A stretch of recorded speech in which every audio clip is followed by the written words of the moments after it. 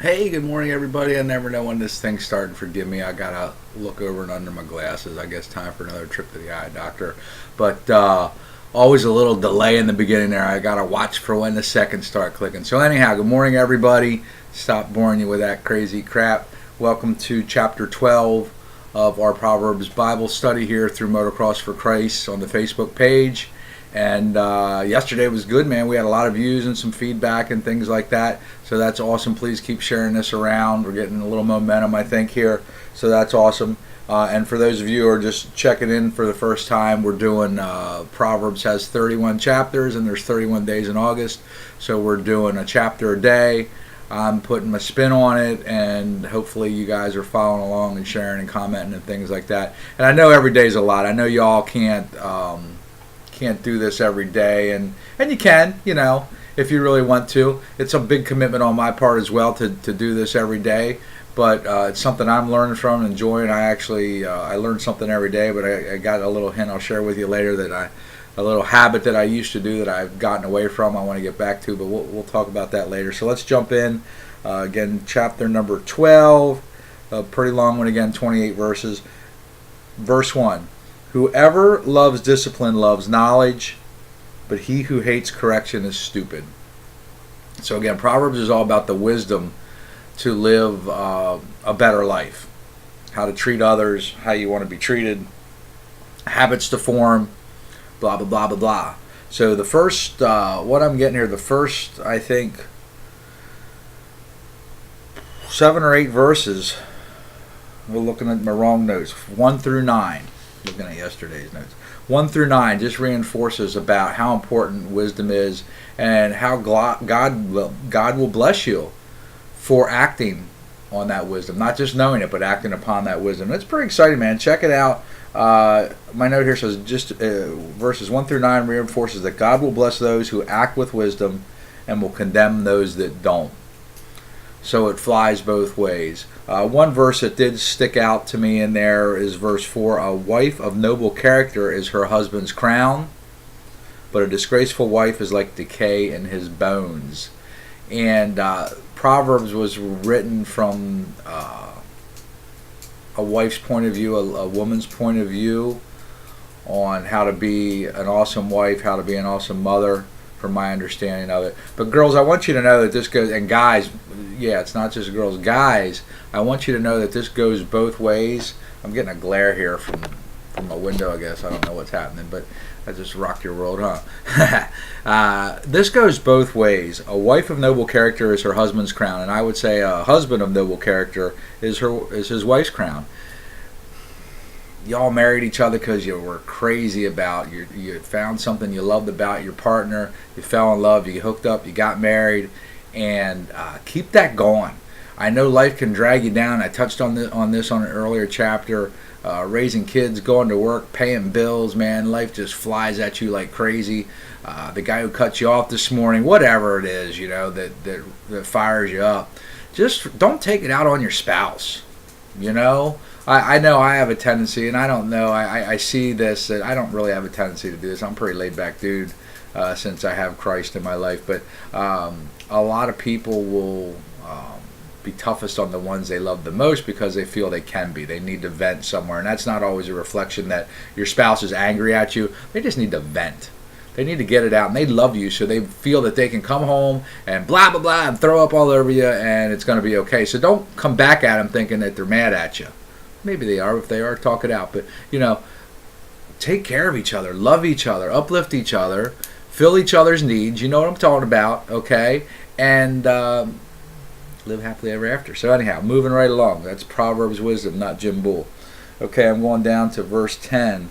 A righteous man cares for the needs of his animals, but the kindest acts of the wicked are cruel.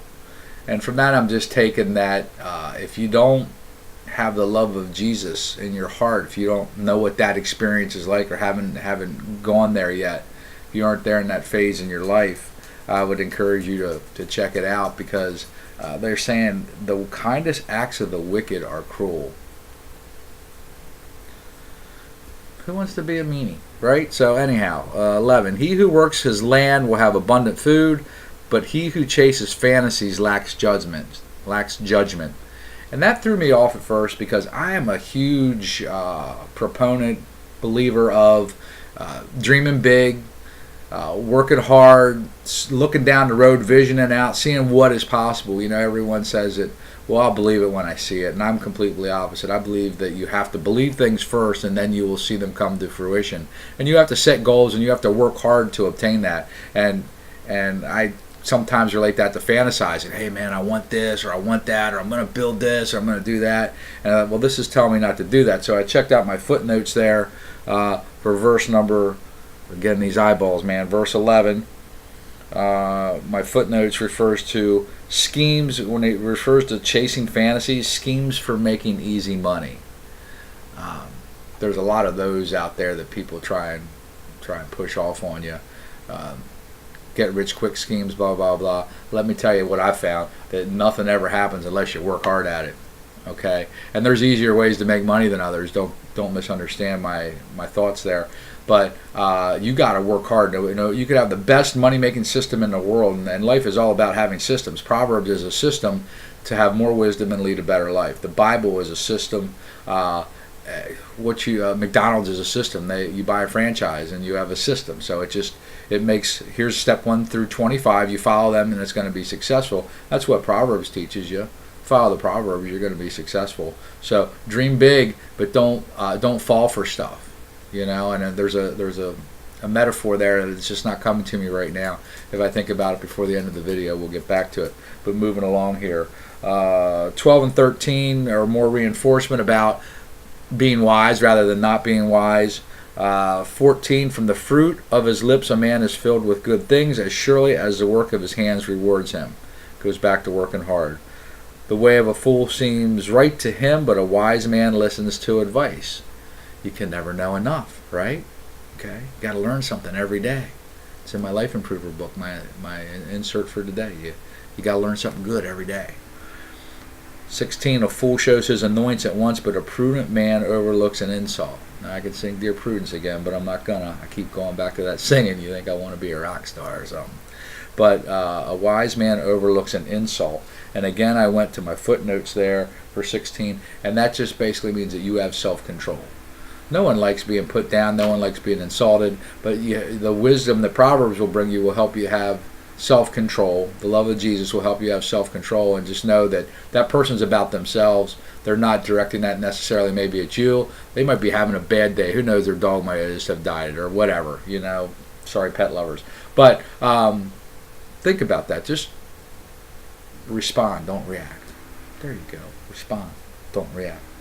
Moving along. I go from there. Again, more reinforcement the next couple verses. My next note is 21. No harm befalls the righteous, but the wicked have their fill of trouble. This stuff should fire you up, peeps, man. I tell you what it tells you, what the Lord gives you for being righteous or wise using wisdom versus being wicked. It should rock your world, man. It's just all good, and why wouldn't you want good over, you know? And I'm not talking about the bills are paid, or I got a promotion at work, or little Jimmy just won the state championship or the national championship. I'm talking about having a life that's truly comforting and at ease, and when those bad times come along, that it's okay. You know, it's good. You're going to get through it. It's God and you are going to get through it together. But when the good stuff does come, when you win the national championship at Loretta Lynn's, wow, rock on. So anyhow, 22, the Lord detests lying lips, but he delights in men who are truthful. A prudent man keeps his knowledge to himself, but the heart of fools blurts out folly. 23 there. Let's stop really quick. A prudent man keeps his knowledge to himself. Prudent is very wise, okay? I've been telling you to share your knowledge, and so this says it keeps your knowledge to himself. Share your knowledge, peeps. This means that you're supposed to store up knowledge. The footnotes in those days, that language meant that you're supposed to store up the knowledge. The more knowledge you can gain, the better. 24, diligent hands will rule, but laziness ends in slave labor. An anxious heart weighs a man down, but a kind word cheers him up. Again, more reinforcement down to 27. The lazy man does not roast his game, but the diligent man prizes his possessions. Roast your game? You got to cook your game, right? So again, I went to my footnotes, and it says, does not roast his game, and is too lazy to lift the food from the dish to his mouth. Prizes his possessions. So by prizing your possessions and putting them before God, they're saying that's like being too lazy to lift your food from your plate to your mouth. Think about it. I don't even need to say anything about that. So, and the chapter ends, verse 28. In the way of the righteousness there is life. Along that path is immortality. I should fire you up even more yet. Okay? You live a righteous life. Leads you to immortality. Know Jesus. Eternity in heaven. Life is good. So here we go. I'm over 10 minutes again. That's all right. I guess you're all watching it, so it's not too long. I get worried that people... I sometimes sit through sermons or Bible studies, and they get really long. And even if it's good stuff, our attention span's only... so I don't want to lose any of you that way.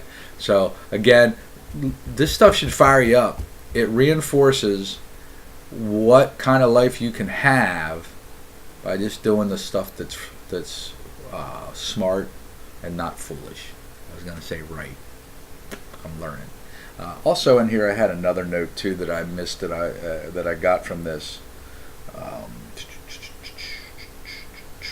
Verse 25. Sorry, folks. Don't want to hold you up.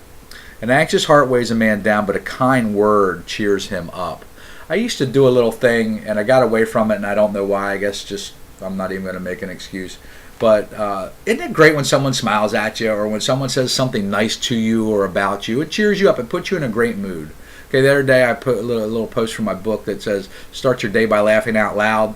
It makes you feel good. It's true. Try it every day. Just laugh like a fool, man. No. Had to give you an example. But anyhow, back to my point. But a kind word cheers him up. I'm going to make it my goal again to uplift or say something nice to 3 people every day. Because I believe what comes around goes around. So I would encourage you, if it's the guy at your local blah, blah, blah, or blah, blah, blah convenience store or wherever, someone, hold a door for someone, tell the cashier at the mini market, hey, great job, or thanks for helping out today, or whatever it may be.